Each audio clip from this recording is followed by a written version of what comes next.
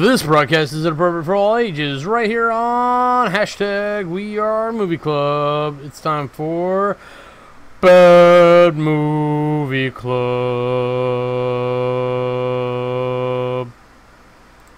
Salutations, I am Camera, and I am conversation ready. We're here this week to talk about Punisher 1989. That was the year that it came out. It wasn't actually called Punisher 1989. It's actually called The Punisher, released in 1989, if you will. So this is a little bit different than like the more modern day renditions that have been released to date, because we have done two more modern movies that were not held up to great standard, and a Netflix series reveal that really was, at least as the story mechanic, if not a character. So we open on a news report talking about the mob, talking about the Punisher. Outside, there's a reporter, and we see a scene that should look very, very familiar. It's essentially the same scene of Tony Stark calling out the Mandarin in Iron Man 3. They pulled it from the Punisher in 1989. Of all the ridiculous spots you could pull that from. It could maybe there's a legitimately somewhere else it came from. Maybe he did do that in the comics, but it's almost scene for scene. It's really ridiculous. So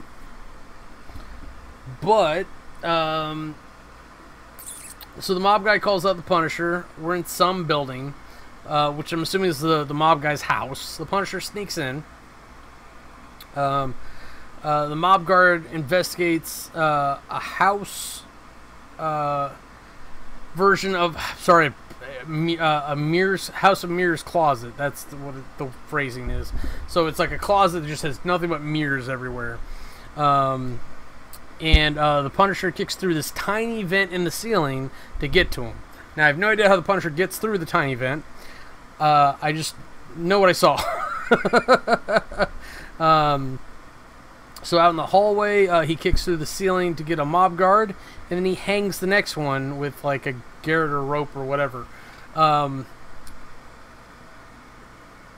didn't note it here, but I remember freaking out about that a little bit because it looked like he was able to kick through the ceiling, like he's standing on it, kick through the ceiling, hit the other guy, and then just drop the rope. But when they cut out, or they pan out, whatever you want to call it, cut away and then show the wide, the rope looks like it's going up to the third floor. it's pretty awful, if I'm being honest. And then he manages to blow up the house. The mob boss falls out of the front door with a Punisher knife in his back. That seems to be the calling card. And the reporters can see the glimpse of the Punisher inside. And we were watching this over at Rabbit/Camerai, and it was asked, like, there's got to be better ways to take out the mobster, blow up the house, get away. But it's all part of the smoke and mirrors illusion of creating this ambiance around the Punisher, so that bad guys fear the Punisher, that, like, he's not only punishing them, but he's striking fear into the hearts of these mortals who dare to cross him, type of thing. So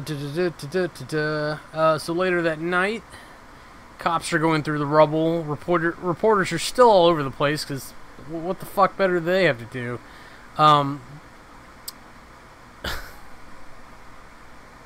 The lady that was the hooker, and was the hookers in quotes, so it's a detective that used to be undercover. Is the point, I think. But she annoys a certain cop who I think is the other detective, and if I'm remembering backwards far enough, she's his new partner, and he doesn't like it. But she ends up sharing the idea with him that she thinks Frank Castle is the Punisher, and the chief, or whoever it is who's in charge at the time, mentions that he wants that quiet. He doesn't want it out that, like, a ex-cop is on the rampage or anything like that. Out at some restaurant, the mob is doing a big drug deal, and good for them. They work hard, right? Maybe? I don't know, fuck those guys. Anyways, so there's this bar. Apparently, we cut to the next scene. Much more of a dive than the restaurant where the nice mob guys are eating at. But Drunky gets thrown out of the bar, and he's lured away by alcohol on the back of a remote control truck. For 1989, that's a pretty snazzy little gizmo trick thing. I'm just saying. And the Punisher, it leads Drunky to the Punisher, who says he's been waiting there for 4 hours. To me, that's enough time for him to show up there, get bored, go across the street to a hardware store, buy the remote control car, the alcohol, and set all that up. But that's just where my mind goes. Oh, man. So, somewhere outside, the mob is infighting. Nah, I want to do this. Nah, I want to do this. See? And Punisher starts killing perimeter guards because Punisher. A boat shows up. Mob starts killing the crew. There's guys in wetsuits, even. And it gets a little confusing here because it's not very clear that there's multiple groups. But obviously there's the group that was the original boat people. There's the group that's Punisher. There's the mob. And then there's the ninjas in wetsuits. Plus whoever else shows up to help them. Because at this stage we don't know that it's Yakuza. But that's who it ends up being. And in 1989, if you can recognize them as Japanese, that makes sense. If they were if we recognize them as Chinese, we would say triads. But I don't even like saying that. That's just me. Not too fond of the other one either. Saying them because technology, yo. Let's see. The guys who are left on the boat start fighting with the mob guys. The wetsuit ninjas start in. It's really hard to track the fight. There's just people killing people, and I think it's supposed to be that chaotic. Punisher ends up taking some stray fire because there's just gunfire everywhere. He ends up running the van with the valuables off the dock into the water. The wetsuit people, the only people equipped to go get it, don't pursue it. And down in the sewers, Punisher, like a Teenage Mutant Ninja Turtle, yeah. Punisher closes a wound with a hot poker. Because that's going to be sterile. I'm not saying that the cauterizing the wound's not going to be sterile. I'm saying that infection's going to set in because you're in a sewer. Oh, man. So back at Mob HQ, the Yakuza come to visit them. And for some reason, and especially for 1989... not really like a progressive year for anyone, let alone like the Yakuza. They have a woman in charge, and maybe she violently took over this branch of the Yakuza. That's a possibility. And then on top of it, and maybe I'm jumping to conclusions here, she seems to be a lesbian, because I can't imagine for life of me why there's an American working with the Yakuza in the capacity that it is, because it's her personal bodyguard. So it's either an American mercenary, or her lover, or an adopted sister. Those are like the three scenarios I can think of that make any sort of sense with this. But she comes in basically threatening the mob, and she suggests a forced partnership. They're both in a position where they can help each other, and if not, she'll just kill them. I think, if I remember right, she wipes half of them out anyways, just to prove a point. It's very much... Did I tell you how I got these scars? My father was not a nice man. It's kind of one of those moments, just not nearly as dramatic.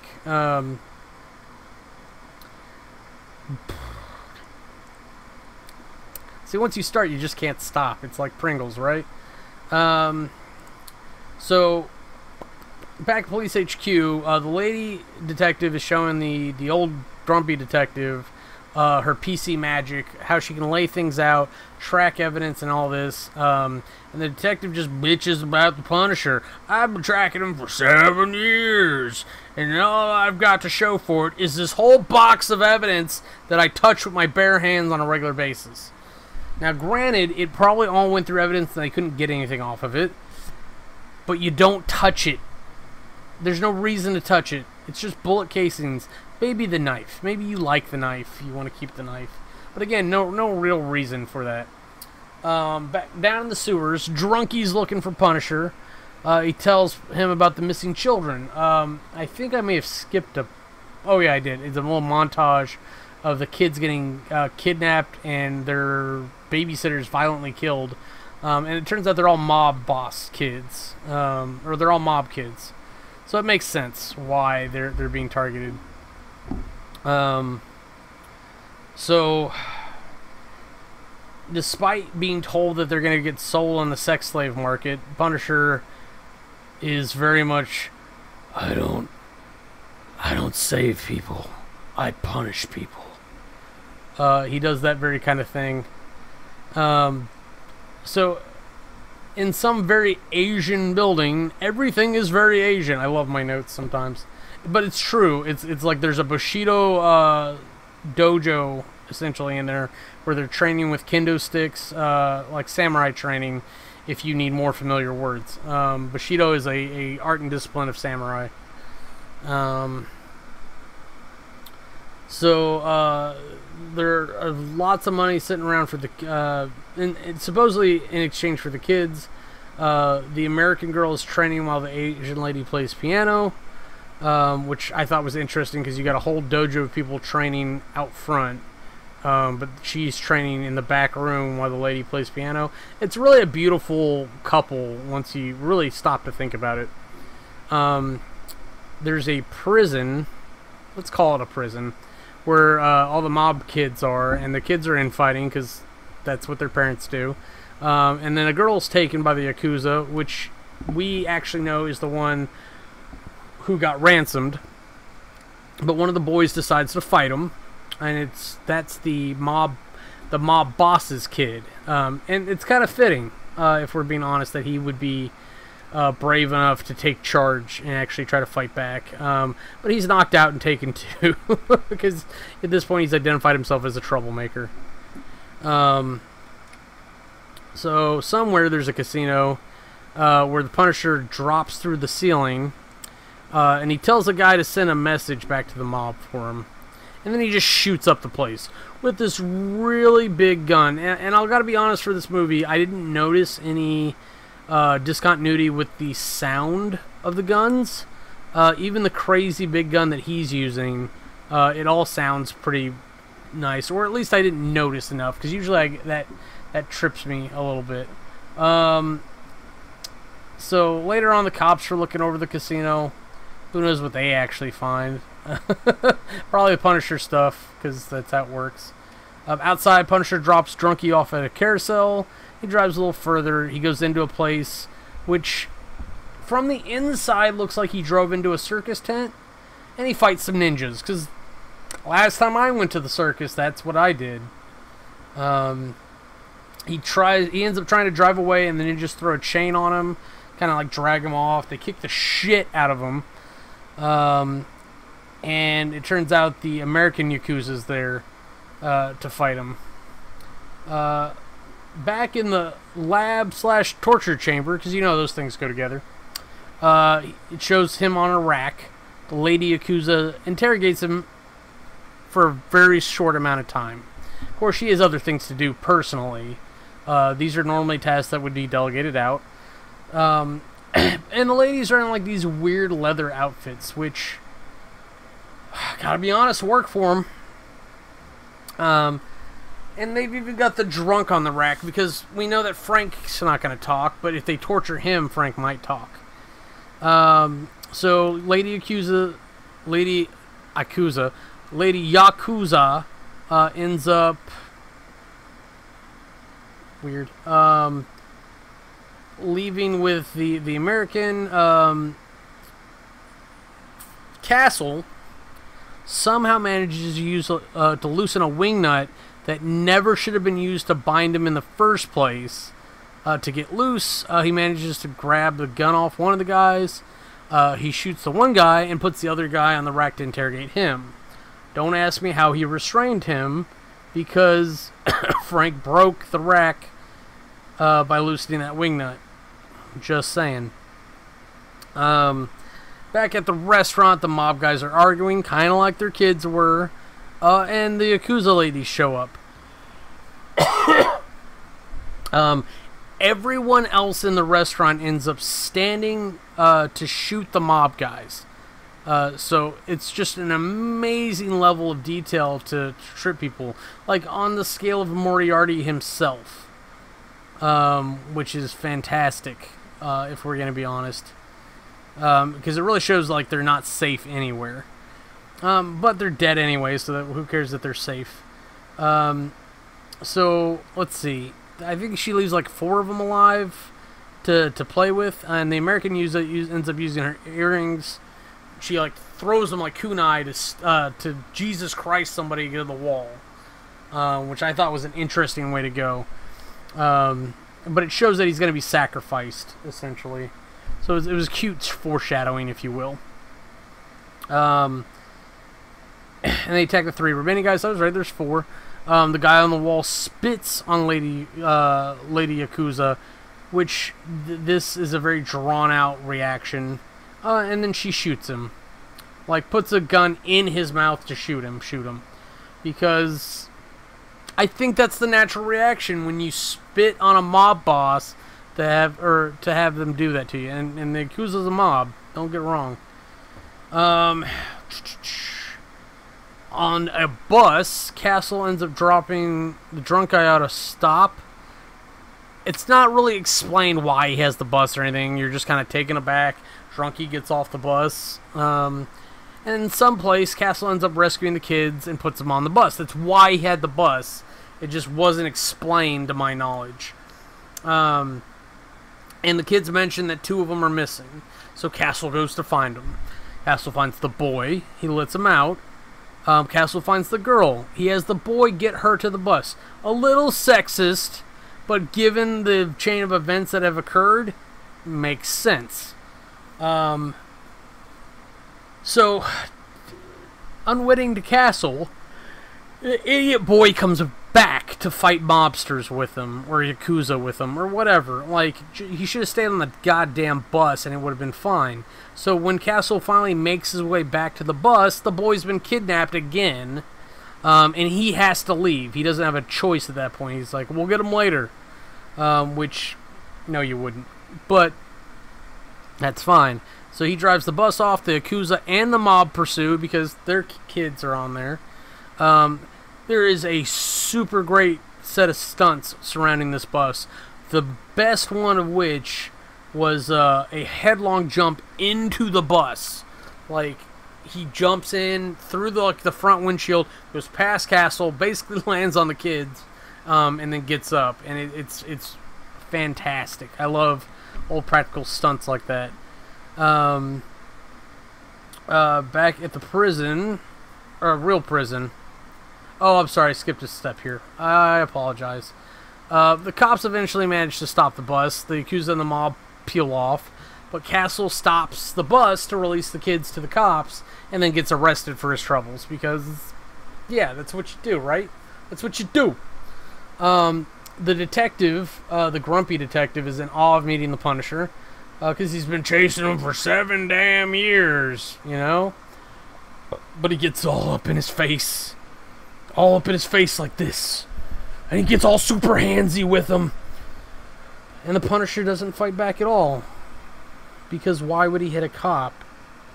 A good cop. A cop doing his job. Because that cop's innocent. He doesn't deserve to be punished. So Castle would do nothing. In the comics, it mirrors one of my favorite Punisher scenes ever. And it's where Captain America beats the shit out of him. And he just takes it. And he's like, fight back. And he's like, why would I fight you? You're my hero. And Cap just kind of drops him in disgust. because he's a murdering psychopath. It's just kind of the truth of it. Oh man. Can I just talk about comics instead? That's the thing. That's a bad thing about doing these comic book based movies. So there's a transport truck to take Castle somewhere. The lady detective's talking to Castle on the truck, and the Yakuza, the mob, whoever, somebody knocks the damn truck over. So in a room, Castle wakes up. The mob wakes up. He fights back. They almost shoot him. But the mob guy pleads with Castle, and I got distracted.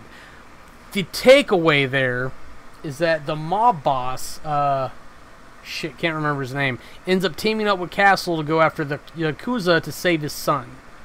And I think they take a couple extra guys with them that end up dying pretty quick. And they let the black detective get away because that's part of the deal, I'm sure. But on the elevator to the training hall, they shoot a bunch of samurai. Like, I don't know why they're just being samurai. It's what it is. And they fight their way through the paper wall part of the building. The mob father tracks down Lady Yakuza. The American girl jumps in. Castle jumps her. It's this great kind of like huta huta huta huta type moment. I don't know. I think it's funny. Lady Yakuza runs off with the kid because she knows that's what gives her the upper hand. The mob father pursues. American Girl versus Punisher. I wish I had a better name for her, but like she's pretty fucking snazzy. Not only that, but she's got her cool earrings that she uses to stab and cut him a little bit.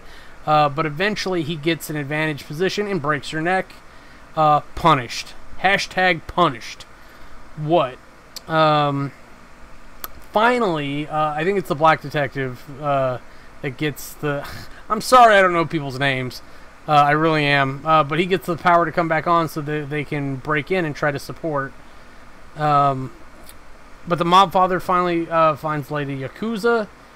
She asks him to shoot himself in exchange for the son's life. And she promises that if he kills himself, she'll spare the son. And of course, the son's going to grow up angry and hunt her down or whatever, sure. But Castle manages to crash in and throws one of his special knives into her head. And then he kind of passes out. The mob guy goes to leave, and then he stops and he sends the kid out. And it looks like he's about to turn around and have a tender moment with Frank. But he turns out that he just wants to kill him instead. And he doesn't want his kid to see him do it. Because Castle saved them. So they fight. And Castle shoots him because he manages to get control of the gun for just long enough. And then Castle goes to leave. And the kid grabs the gun. And Castle not only does he turn around and talk to the kid, but he drops to his knees, begs the kid to shoot him, and put a bullet in his head. And he says, "Do it now. Do it now while we're both still young, and you have time to heal from this." And like he's going on and on and on. But of course, it's just a sad, angry kid because his bad guy dad. I can't say his dad was evil. Per se, but like his bad guy dad, his criminal dad, well, there we go, that's the right word, just got kind of his just desserts, and so they kind of hug. Like, he breaks down crying because he's sad his dad's dead and he's not strong enough to avenge him, but Punisher just hugs him because that's the punishment some people deserve. And that's good. It's good. It really shows that Frank is on the hero side of being an anti-hero. But if there's always mobsters to kill, Punisher will always be on the job, it would seem. But I don't know. I like Punisher after he upgrades, after he starts going after supers. It just makes more sense. So the detective comes back. He follows the trail of blood all the way to the roof. And yells Frank a bunch from the top. And that's kind of how they end. They pan out and cut or fade to black and do credits. I really got to hand it to this movie. Not only did it open really, really strong, and there were some awful bits, the worst of which, because they got all the gun sounds right, I was so impressed, was like when they throw things. It's like, show me holding it, and then they would cut, show it oddly flipping through the air, and then they would show somebody, like, rolling. Oh! Like, just so obvious. Or, like, they would just be catching. It was ridiculous. But this is for 1989. It's a really gender and race diversified cast. In the 1989, like, and I grew up in the 80s, 90s, so, like, I remember. You can't tell me I'm wrong. There was still, like, a lot of, like, at least in suburbia, fear of gangs and whatnot. So there's still, like, a lot of, like, anti-black stuff happening. I saw it where I lived, and, like, I had black friends growing up. So I was like, I don't understand. Can't we just be friends? Why do you have to do that? Granted, one of them stole all my G.I. Joes. It was because he was an asshole, not because all of them were. Whatever.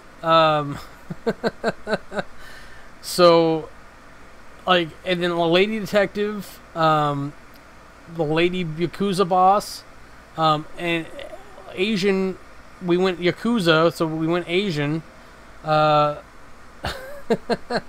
the American female merc there, fantastic. We had kids, we had lady kids, like, they really kind of rounded it out, and I don't know if, like, that was a boardroom decision or what, but it really worked for him. I'm really happy about this, this bad movie.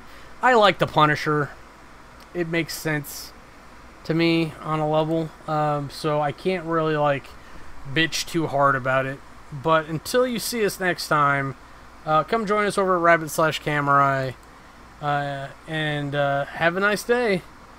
From all of us here at #WeAreMovieClub, this has been Bad Movie Club. If you want to see anything else we're up to, go to click the annotations, and they'll take you to our other channels. Thanks for watching.